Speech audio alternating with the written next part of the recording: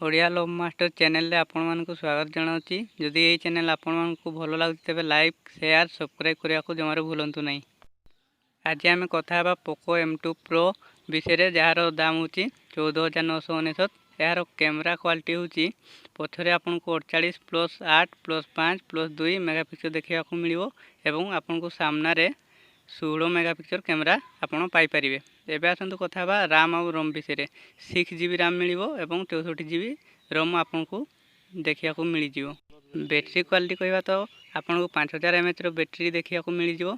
ता सहित गोटे वर्षर गारंटी आपन को मिली जिवो।